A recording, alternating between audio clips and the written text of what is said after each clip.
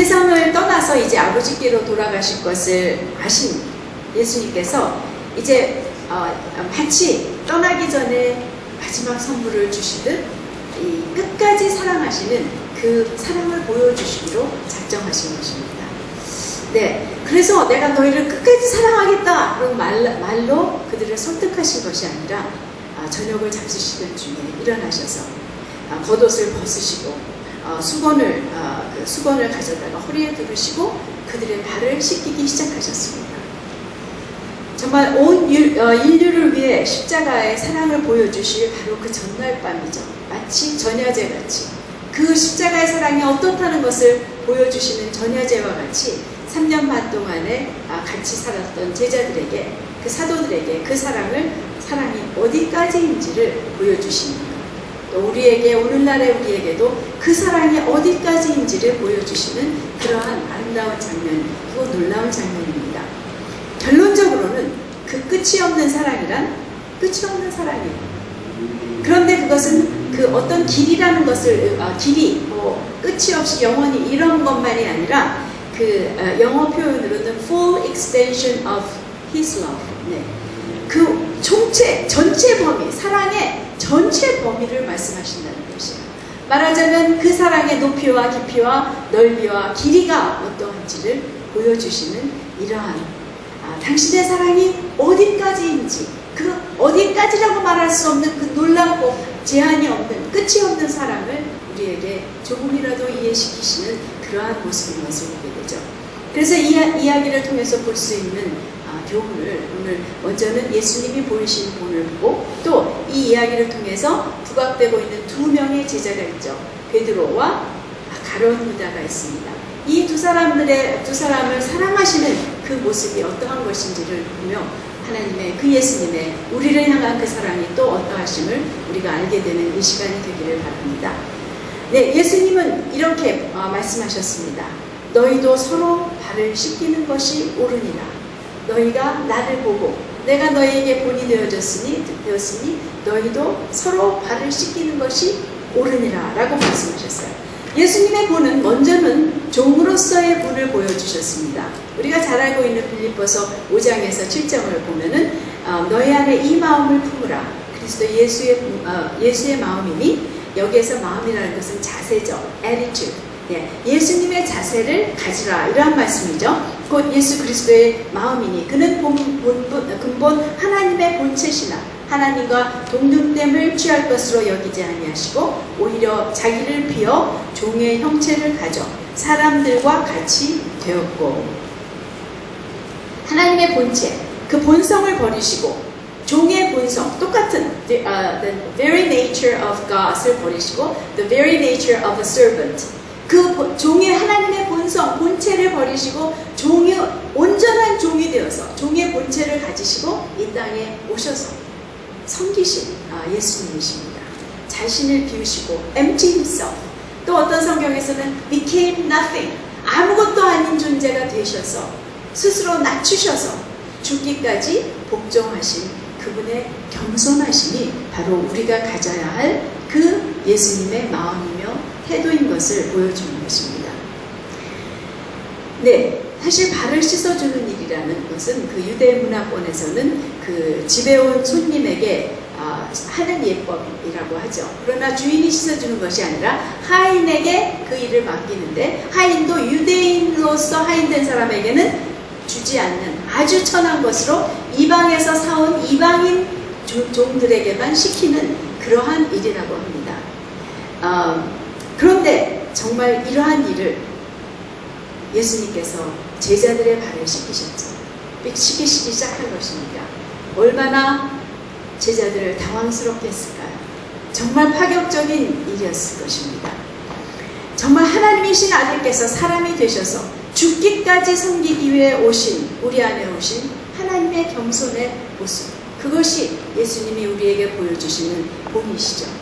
우리가 만일 이 겸손한 모습, 겸손한 그 예수님의 태도, 겸손한 마음을 품기만 한다면, 우리가 그것을 가질 수만 있다면, 여기에 가지라고 한 것 같이 우리가 그것을 정말 가질 수만 있다면 우리는 섬길 수 없는 사람이 없어지는 그러한 사람이 될 것이죠. 우리가 그 발을 씻어주지 못할 사람은 아무도 없게 되는 것 마땅할 것이라고 생각합니다. 또한 여기서 예수님의 본은 12절에서 15절에서 말씀하신 대로 선생과 주로서의 본입니다. 네, teacher and master. 네, 그러한 본으로서 우리에게 보이셨습니다. 12절에서 15절까지 읽으면 이런 말씀이 있죠. 저희 발을 씻기신 후에 옷을 입으시고 다시 앉아 저희에게 이르시되 내가 너희에게 행한 것을 너희가 아느냐. 너희가 나를 선생이라 또는 주라 하니 너희 말이 옳도다. 내가 그러하다. 내가 주와 또는 선생이 되어 너희 발을 씻었으니 너희도 서로 발을 씻어주는 것이 옳으니라. 내가 너희에게 행한 것 같이 너희도 행하게 하려 하여 본을 보였노라 라고 말씀하십니다. 예수님은 너희들이 그렇게 나를 부르듯이 나는 과연 선생과 지도자이다. 네, 지도자이다. 마스터다. 이렇게 말씀하시고 있는 것이에요. 로드다. 다른 사람의 발을 씻는 일은 그런데 사실은 하인만이 아니라 신하가 왕에게 또는 생도가 존경하는 스승에게 또 아주 열렬히 아내가 남편에게까지도 이렇게 발을 씻으면서 자기의 그 존경과 충성을 보이는 그런 표현하기도 했다고 합니다. 하지만 항상 낮은 사람이 높은 사람의 발을 씻겼지 높은 사람이 낮은 사람의 발을 씻기는 법은 없었대죠. 하지만 예수님은 선생이시고 주로서 우리의 발을 씻겼다. 또 한 번 파격적일 뿐 아니라 아주 전복적인 예수님의 그러한 모습을 보게 되는 것이죠. 그분의 섬김은 그냥 당신의 그 위치에서 할 수 있는 정도로만 섬긴 것이 아니라 완전히 뒤엎으시면서 당신이 아주 종이 되어서 당신보다 낮다고 세상에서 말할 수 있는 사람들을 발을 씻기신 이러한 예수님입니다. 그런데 사실 여기서의 예수님의 교훈에 예수님이 보여주시는 본의 중점은 서로 발을 씻어주라는 것입니다.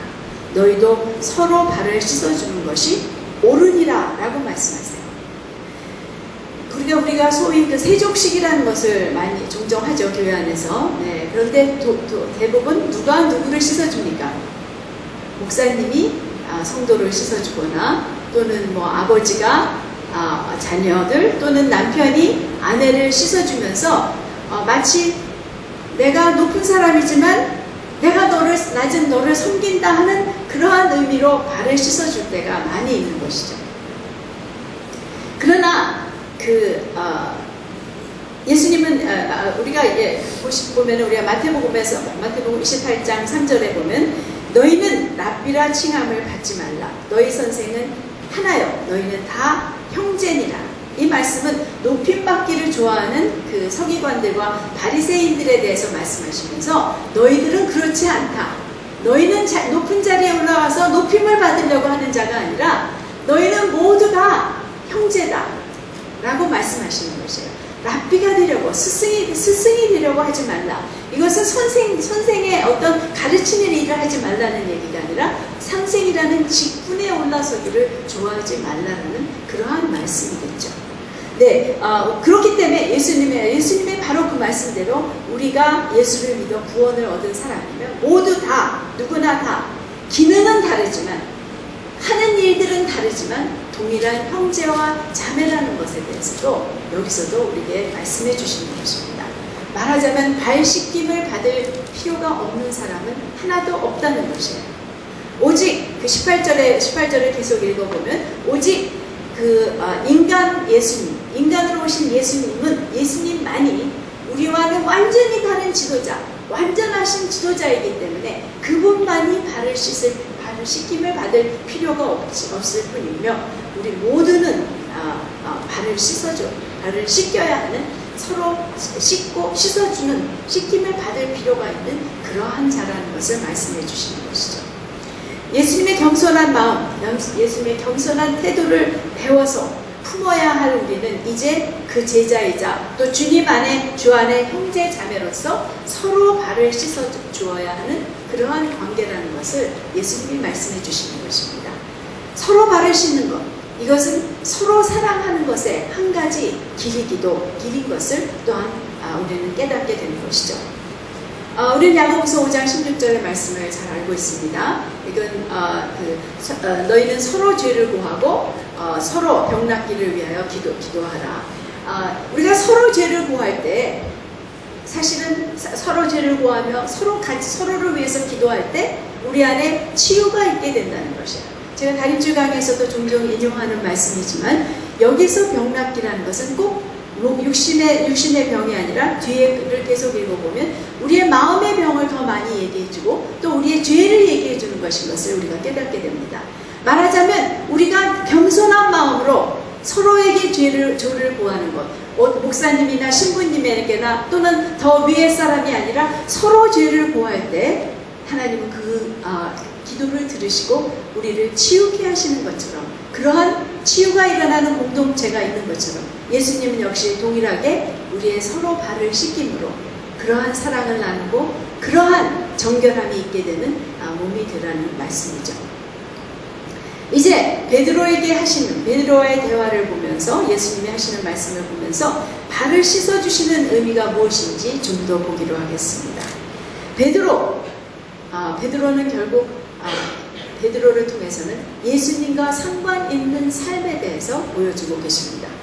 네, 예수님이 발을 그렇게 씻기 시작하셨습니다. 그랬을 때 다른 제자들은 어찌할 바를 모르면서도 또 어찌할 바를 몰라서 발을 그냥 내어놓고 예수님께 씻김을 받고 있었어요.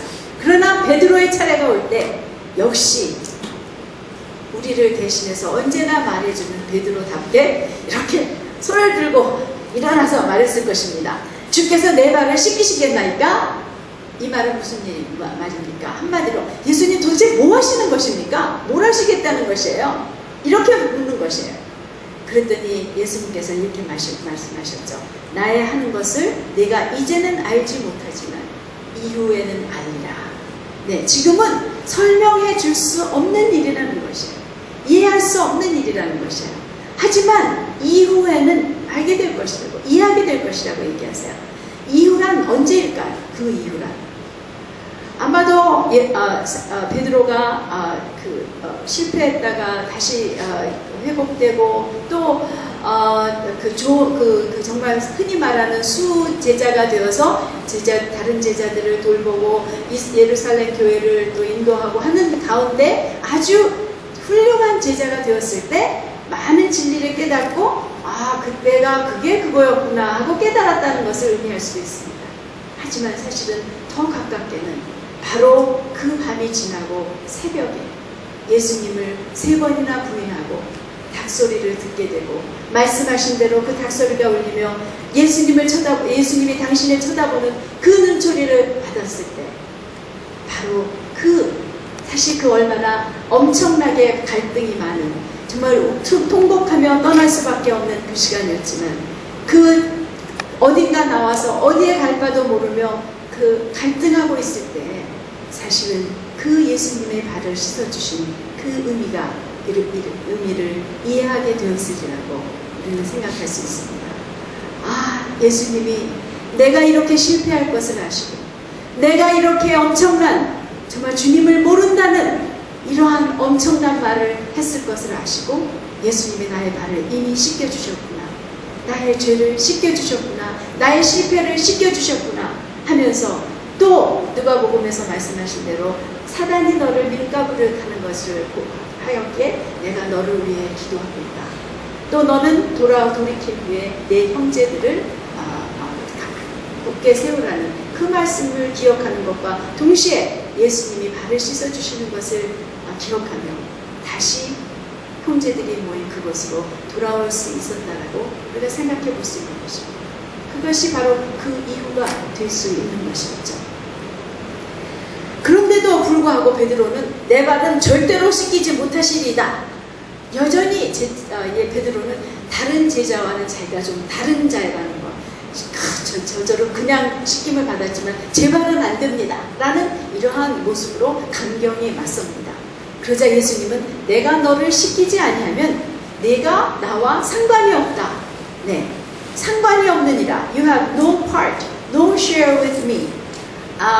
결국 무슨 뜻이냐면 예수님은 내가 너의 발을 씻기지 않으면 너는 나와 어떤 목도 없고 할당도 없고 공유되는 것도 없고 역할도 없다라는 그러한 의미로 너는 나와 아무 상관이 없다라고 말씀하셨어요.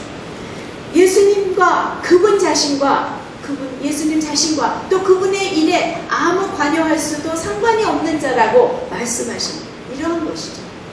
베드로는 이 말씀을 듣고 펄쩍 뛰면서 아마도 펄쩍 뛰면서 주여 내 발뿐 아니라 내 손도 내 머리도 씻겨주옵소서. 흔히 말하는 깨갱이 됐어요. 그죠? 깨갱하면 씻겨주세요. 하지만 사실 베드로의 장점이기도 하죠. 잘 돌이키는 베드로입니다. 네, 그래서 이것은 무엇을 의미하냐면 베드로는 주님과 정말 상관 있는 삶을 원하는 거에 있는 것입니다. 주님과 상관 있는 삶, 주님과 관계를 가지며 또 그분에게 속하고 또 그분 안에 자기의 몫을 갖기를 원하고 할당을, 역할을 갖기 원하는 그러한 자였다는 것을. 그래서 정말 당장 그 마음을 바뀌며 예수님께 모든 것을 씻겨달라고 그렇게 얘기했어요. 손과 머리도 씻겨달라는 요청은 또한 좀 지나친 반응이었죠. 오버였습니다. 예수님은 또 이렇게 말씀하십니다. 이미 목욕한 자는 발밖에 씻을 필요가 없느니라. 온몸이 깨끗하니라. 사실 우리가 이 말을 문자적으로 적용한다면 굉장히 곤란한 일들이 생기겠죠. 우리는 한 번 목욕을 해도 그 뒤에 계속 목욕을 해야 되고 또 샤워도 해야 되고 세수도 하고 손도 씻고 발도 씻어야 하는데 예수님은 지금 한 번 목욕하고 나면 발밖에 씻을 필요가 없다고 말씀하시죠. 이것은 그 영적인 현실을 말씀해 주고 계시는 것이죠. 목욕한 자, 그것은 예수를 믿어 회개하고 의롭다함을 얻은 구원받은 상태, 의롭다함으로 의인이 된 상태라고 우리가 볼 수 있는 것이죠. 본어게인하여 영생을 갖게 된 사람들의 상태가 바로 목욕한 자라고 표현되는 것을 볼 수 있습니다. 그러나 목욕한 자도 여전히 발을 씻어야 하는 것을 예수님이 보여주시는 것입니다. 그리고 당신께서 친히 그 발을 씻어주시는 것이죠. 우리는 다 구원을 얻었을 때 의롭다함을 얻은 의인들이에요. 의인의 신분을 가지고 조금씩 의로운 삶을 사는 것을 배워가고 있지만 여전히 종종 죄를 짓는 의인들이 바로 우리들이죠. 그래서 그 종종 짓는 죄 때문에 여전히 그 죄의 본성 가운데 세상에 영향을 받으면서 쓰러지고 넘어지는 그러한 연약한 자들이기 때문에 또 각자의 그 처한 터전에서 열심히 주님의 제자가 되겠노라고 하면서도 실수하고 실패하고 그래서 피곤하고 지칠 수밖에 없는 우리인 것을 예수님은 이해하시고 아시고 또 우리에게도 그것을 보여주시며 그렇기 때문에 그 발을 씻김을 받아야 한다고 말씀해 주시는 것입니다. 발은 바로 세상과 가장 가깝게 가장 많이 접촉되는 부분이죠. 그래서 이런 죄와 피곤함을 가장 직접적으로 느끼는 우리의 몸의 부위, 그래서 이 발을 씻어주시는 예수님, 말하자면 그 나의 발에 있는 죄와 피곤함을 예수님은 씻어주시는 것입니다. 사실은 예수님은 2000년 전에 베드로와 제자들의 발만을 씻어주신 것이 아니죠. 오늘도 예수님은 매일 우리를 찾아오셔서 발을 씻어주시기를 원하십니다. 우리가 발 씻기를 원치 않는다면 예수님 이러지 마세요. 저는 또 그렇게 죄를 또 이렇게 예수님이 씻어주시고 또 나의 피곤하다고 나를 오라고 하시는 거 싫습니다 라고 말한다면 예수님은 뭐라고 말씀하십니까? 내가 너의 발을 씻기지 않으면 너는 나와 관계가 없는 사람이다 라고 말씀하시는 것이죠. 바로 예수님과 관계를 갖는 그 문은 무엇이냐면 예수님께 나의 발을 내어놓고 그분으로 하여금 씻으시도록 맡겨드리는 것이죠. 정말 그분이 씻어주시지 못할 그러한 죄나 실패는 없는 것입니다. 베드로만 해도 얼마나 큰 죄였습니까? 얼마나 많은 실패였습니까?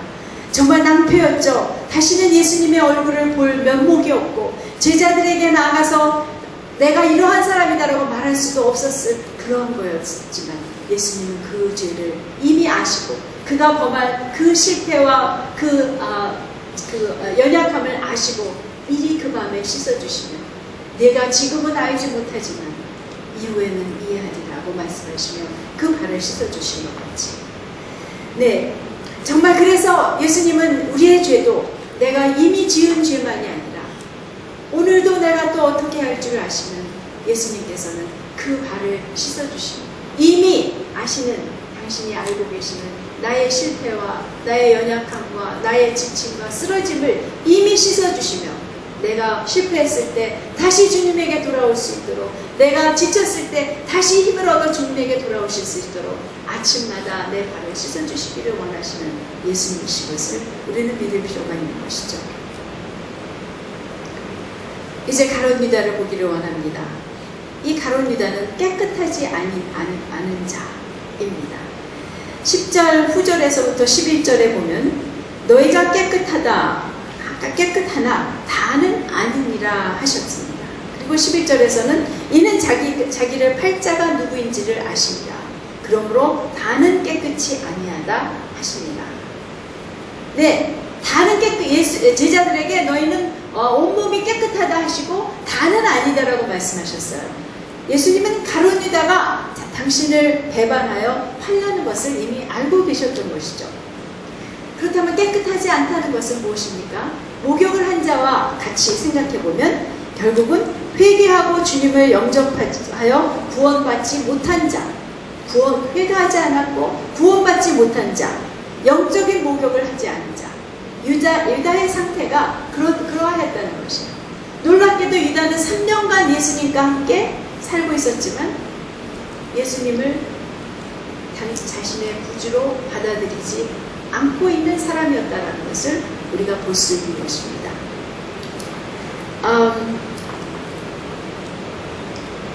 그렇게 가능합니다. 물론 유다가 예수님에 대한 믿음이 있었습니다. 어떠한 믿음이었습니까? 예수님에게는 엄청난 능력이 있다는 것을 믿었고요. 예수님은 엄청난 지혜가 있고 그분의 가르침은 놀랍다는 것도 알았습니다. 그분에게는 엄청난 영향력이 있다는 것을 알았습니다. 어쩌면 그분이 하나님의 아들이고 기다리던 메시아라는 것까지도 알았을 것입니다. 하지만 문제는 뭐였습니까? 자신은 구원받을 필요가 있는 사람이라는 것을 인정하지 않았고 또 그렇기 때문에 예수님이 하나님이신 것을 자기의 모든 것을 주관하시는 하나님이라는 것을 인정하지 못한 채 여전히 자기의 생각대로 예수님이 움직여 주시기를 바라고 자기의 목적을 위해 예수님을 사용하고자 하는 이러한 상태에 있던 유다인 것을 우리가 볼 수 있는 것입니다. 사실은 그것은 결코 놀랄 모습이 아닙니다. 우리도 종종 그렇죠.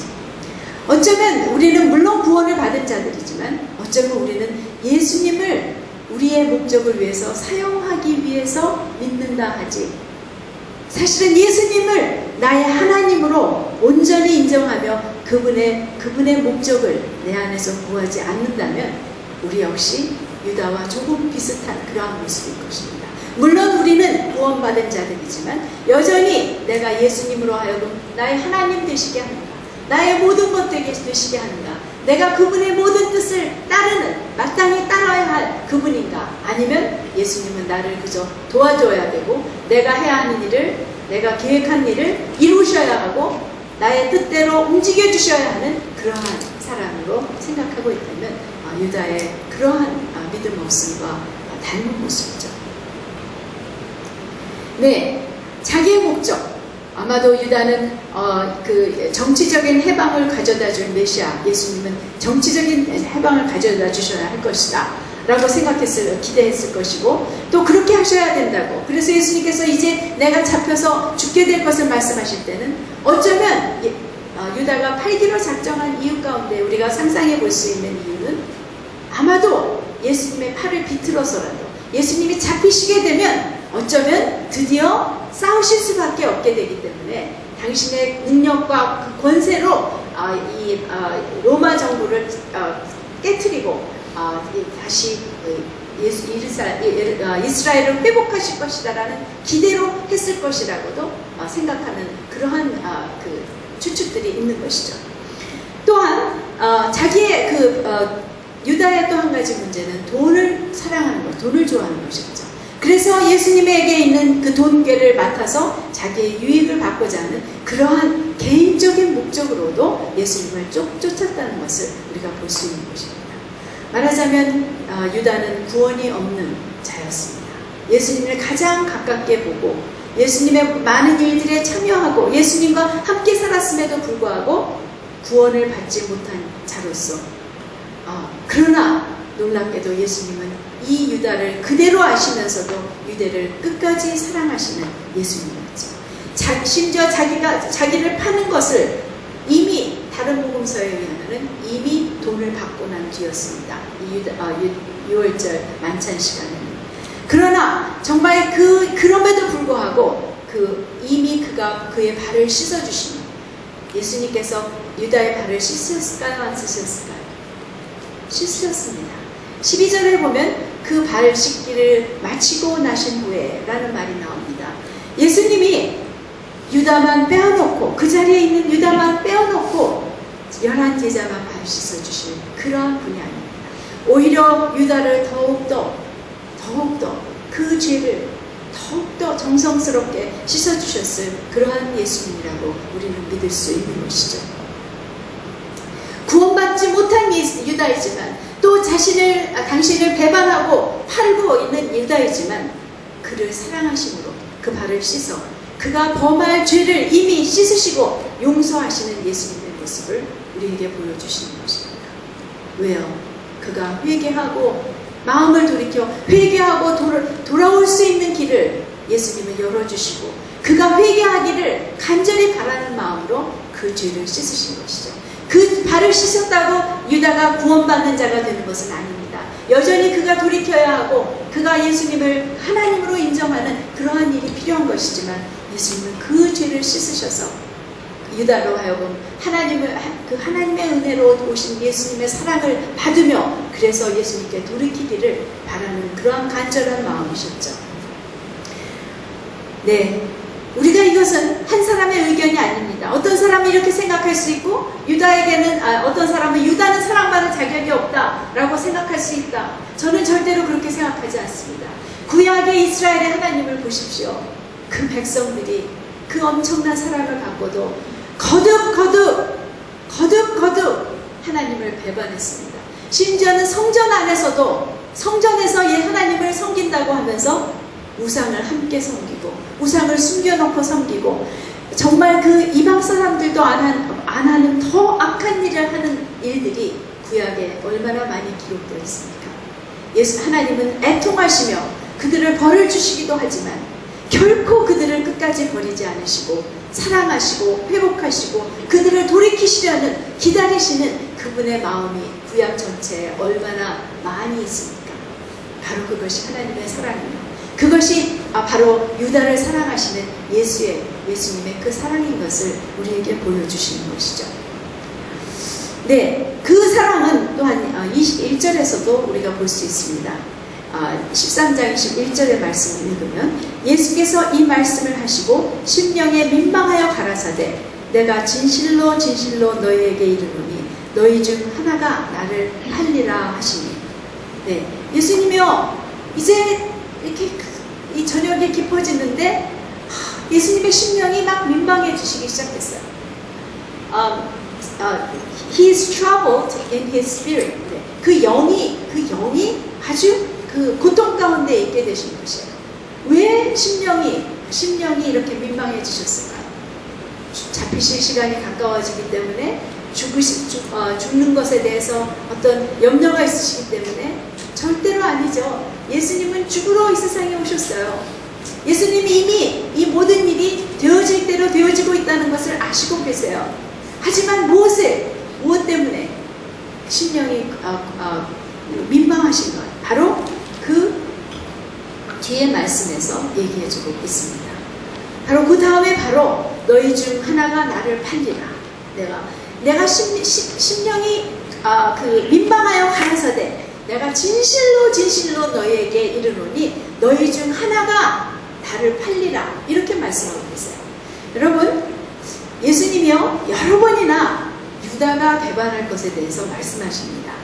그 마태복음, 마가복음, 누가복음에 의하면은 이 6월절 때 그 성만찬을 하시죠. 예수님이 떡을 떼어주시면서 또 잔을 나눠주시면서 그때도 유다는 그곳에서 있으며 그 떡을 받고 그 피를 그 포도주 잔을 마셨습니다. 그때도 예수님께서 너희 중 하나가 나를 팔리라. 심지어는 유다에게 너다라고까지 말씀하셨어요.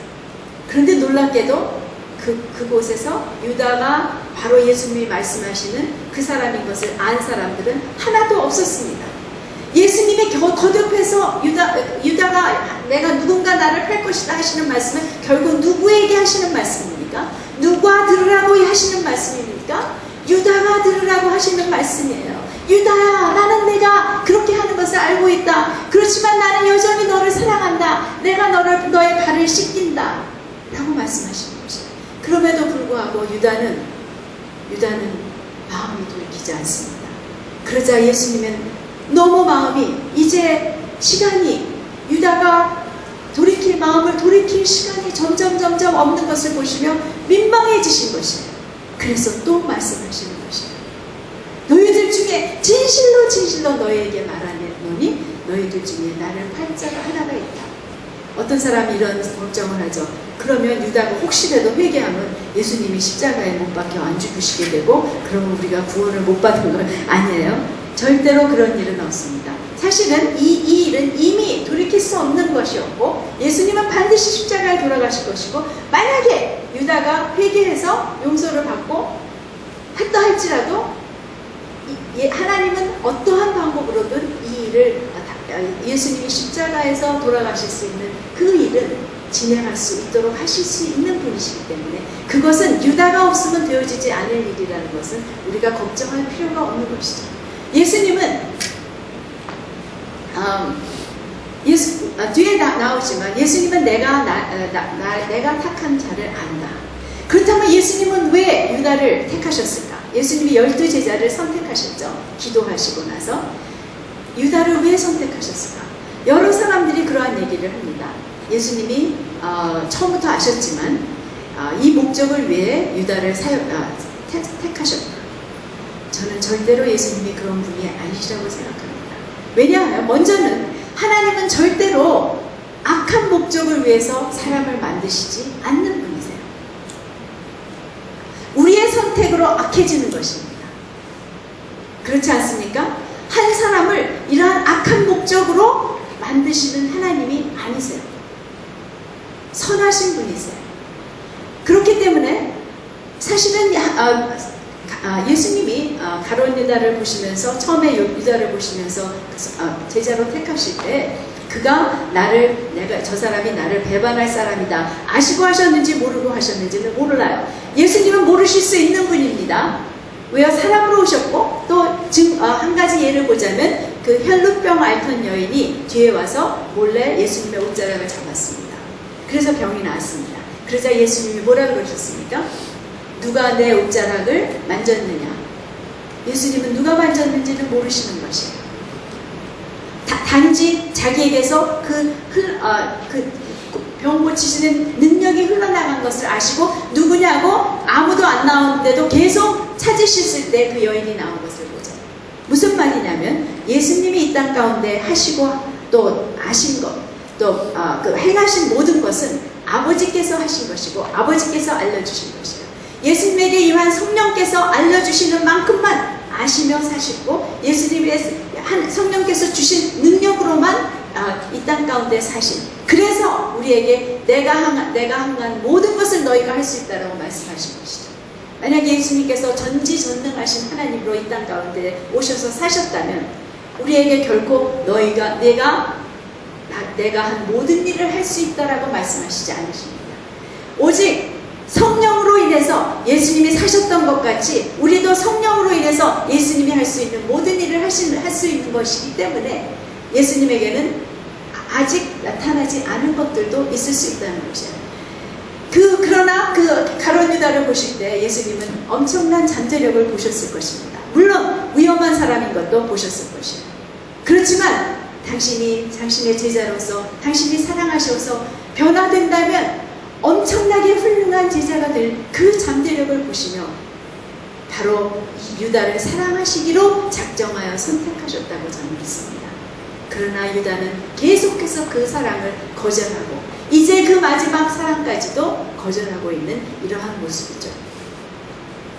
그래서 이 배반할 제자, 그 마음을 돌이키지 않고 여전히 구원받지 않은 채로 당신을 팔고 있는 이 제자로 인하여 번민하는 예수님의 사랑을 보여주고 있는 것이죠. 그것이 바로 끝까지 사랑하시는 예수님의 그 사랑의 모습인 것입니다. 우리가 26절에서 27절도 간단히 보자면 예수께서 내가 한 조각을 찍어다가 주는 자가 그니라 하시고 또 곧 한 조각을 찍으셨다가 가롯 시몬의 아들 유다를 주시니 조각을 받은 후 곧 사단이 그 속에 들어간지라. 이에 예수께서 유다에게 이르시되 내 하는 일을 속히 하라 하시니 네, 너희 중 하나가 팔리라 하고 말씀하자 제자들이 수군수군했습니다. 누구야? 그러다가 베드로가 요한을 쿡쿡 찔러서 뭐 물어봐라. 그랬더니 예수님이 하신 대답이었죠. 내가 떡 한 조각을 찍어서 주는 자가 바로 그다. 그래서 그렇게 하셨습니다. 네, 근데 또 놀랍니다. 놀랍게도 그럼에도 불구하고 아직도 요한에게 그렇게 말씀하셨는데 요한을 포함해서 모든 제자들이 그 사람이 유다라는 것을 모르고 있어요. 그 뒤에 보면 아직도 유다에게 나가라 할 때 왜 나가라 하는지 모르고 전혀 유다를 의심하지 않고 있는 상태라는 것을 보여줍니다. 그렇다면 다시 한번 이 일은 또 누구를 위한 것입니까? 유다 자신에게 유다야 네가 하려는 일까지도 안다. 바로 내가 그 사람인 거를 안다. 라고 나는 그렇지만 너를 사랑한다. 이 떡을 먹고 마음을 돌이켜라. 그러나 유다는 그 떡을 먹고도 돌이키지 않자 무슨 일이 일어납니까? 2절에 거기에도 그때 곧 사단이 그 속에 들어갔다고 얘기하고 있습니다. 27절에 그 떡을 먹으면서도 돌이키지 않자 이제 사단이 들어갈 수 있는 사람이 되어버린 것입니다. 유다의 일에는 사단의 일이 있었습니다. 그러나 사단에게 모든 탓을 결코 돌릴 수가 없는 것이죠. 2절에 보면 마귀가 유다의 마음에 예수를 팔려는 생각을 넣었다라는 말씀이 있었죠. 생각을 넣었다. 유혹하기 시작한 것이에요. 그런데 유혹을 받은 것은 죄가 아니지만 바로 그 유혹을 받고 그 유혹에 대해서 용납하고 선택한 유혹을 받고 그 죄를 선택한 것이 바로 유다의 죄인 것이죠. 그러나 여전히 기회가 있었습니다. 돌이킬 기회가 있었는데도 불구하고 이제 그 떡을 받아 먹고도 예수님이 그렇게 마음이 민망하여 떼어주시는 떡을 받고도 돌이키지 않는 유다에게는 이제 완전히 유다가 사단이 들어가서 그 삶을 그를 주관할 수 있는 이러한 상태가 된 것이죠. 30절에 보면 마지막 절에 보면 이렇게 되어 있습니다. 곧 나가니 밤이로라. 네, 시간이 밤이었겠죠. 그러나 그것보다 더 중요한 것은 빛이신 예수님을 떠나서 이제는 암흑인 사단의 그 움직임 가운데 있게 된 상태를 말해주는 것입니다. 네, 이제 돌이킬 수 없는 길을 갔습니다. 유다는. 그러나 예수님의 사랑은 그 한이 없는 사랑은 여기에서도 끝나지 않은 것을 우리는 볼 수 있습니다. 마태복음 26장은 예수님이 체포당하는 그러한 장면을 보여주고 있습니다. 유다가 약속한 대로 짠 대로 와서 예수님에게 입맞추시며 라비어 그렇게 부릅니다. 그러자 예수님이 뭐라고 부르셨는지 기억하시나요? 친구요, 내가 무엇을 하려고 왔는지 행하라. 네, 친구요 라고 부르세요. 여기서의 친구는요, 친구라는 말의 헬라어는 그 필레오가 아니라 헤타이러스라는 말로 이것은 동지, 동력자, 필레오라는 것보다 훨씬 더 강한 뜻이 있는 말씀이세요. 우리가 흔히 어떤 부를 말이 넘치니 좀 딱딱 모르겠다거나 또는 조금 빈정되는 말로 그 친구가 말이야 할 때의 친구가 아니에요. 예수님이 그냥 네가 내 친구냐 하면서 친구요 라고 하신 것이 아니에요. 예수님은 여전히 내가 너를 얼마나 사랑하고 있다는 것, 돌아올 길을 내어주시면서 친구요 라고 부르고 계신 것이에요. 내가 너가 하는 일을 이제는 할 수밖에 없지만 나는 너를 여전히 친구로 여긴다. 너는 나에게 돌아오면 너는 여전히 나의 동역자이고 나의 동지이다. comrade, partner. 이러한 뜻으로 예수님이 유다를 부르고 계신다는 것이에요. 네, 자기를 체포하러 온 사람들을 이끌어온 유다를 끝까지 사랑하시는 예수님의 사랑입니다. 끝까지 사랑하시는 그 사랑의 범위는 영원한 것이고 또 아마도 그 사랑은 유다가 자신의 죄를 뉘우치며 자결하는 순간에도 예수님은 그 마음을 두들기고 계셨을 것이라고 저는 믿습니다. 유다가 그 순간에 돌이켰는지 안 돌이켰는지 그것은 우리가 알 수 없죠. 하지만 회개했다면, 그 순간이라도 회개했다면 어떤 일이 일어났을까요? 네, 우리는 모릅니다. 우리는 그때를 모릅니다. 하지만 그 죽음의 순간은 사실은 굉장히 길 수 있다는 것을 우리는 요나서 2장을 보면 알아요. 요나가 물에 빠졌을 때 사실은 죽은 상태였죠. 사람들의 눈에는 그 사람은 살아날 길이 없었어요. 깊은 큰 바다에 빠졌습니다. 그런데 요나서 2장 전체는, 많은 절은 아니지만 요나서 2장 전체는 그 빠져 들어가며 요나가 회개하고 하나님께 올려드리는 기도였어요. 그러자 하나님께서 큰 물고기를 보내서 요나를 살려내셨습니다. 사실 사람이 숨을 쉬지 않고 물에서 살 수 있는 시간은 2, 3분에 불과하다고 합니다. 결국 2, 3분에 불과한 시간 가운데 요나가 엄청난 것을 깨달으며 하나님께 회개하고 하나님께 소원하는 내용이 요나서 2장이에요. 그렇다면 우리가 사람이 죽는 그 시간에 그 어떠한 일이 일어났다는 것은 아무도 알 수 없는 일이죠. 예수님의 사랑은 거기까지. 심지어는 회개하지 않았대도 영원히 사랑하시는 하나님의 사랑은 그렇기 때문에 그 무수히 당신을 알지 못하고 구원받지 못한 그 사람들을 향한 영원한 사랑이 여전히 있다는, 우리가 그 사랑으로 받고 있다는 것이죠. 고린도전서 13장 8절에서는 사랑은 언제까지든지 떨어지지 아니하나 Love never fails, it never fades nor ends. 이렇게 우리가 얘기하고 있습니다. 사랑은 결코 실패하지 않는다. 결코 희미해지지도 않고 끝나지도 않는다 라는 말씀이죠. 끝까지 사랑하시는 그 사랑은 결코 그 사랑으로 모든 사람을 다 구원하셔서 그 사랑이 이긴다라는 뜻은 아니라고 저는 믿습니다. 그 사랑은 처음부터 거절당하고 버려질 수 있는 가능성을 가지고 시작하신 사랑이었어요. 그 사랑은 거절당할 수 있는 그 사랑이었습니다. 그 크고 놀라운 사랑은 거절당할 수 있는 사랑인 것이에요. 우리는 물론 그 사랑을 거절하지 않고 구원을 받았습니다. 그러나 우리의 삶 가운데서 얼마나 우리는 그 사랑을 거절하고 있을 때가 많습니까? 그 사랑을 믿지 않는 것, 우리는 그 사랑을 거절하는 것입니다. 그 사랑을 받고 다른 사람을 사랑하지 못하는 것, 그것 역시 그 사랑을 거절하고 그 사랑을 배반하고 있는 것이라는 것을 우리는 또 깨닫고 있는 것이죠. 끝까지 희미해지지도 않고 끝나지도 않는 강렬한 사랑으로 그 사랑은 우리의 삶 가운데 지금도 불타고 있고 또 영원히 불타는 사랑인 것이죠. 그 사랑을 받는 것, 우리가 그 사랑의 높이와 깊이와 넓이와 길이를 아는 자가 되어가는 것, 그 사랑의 깊이 뿌리 내려가는 것을 하나님은 원하시는 것이죠.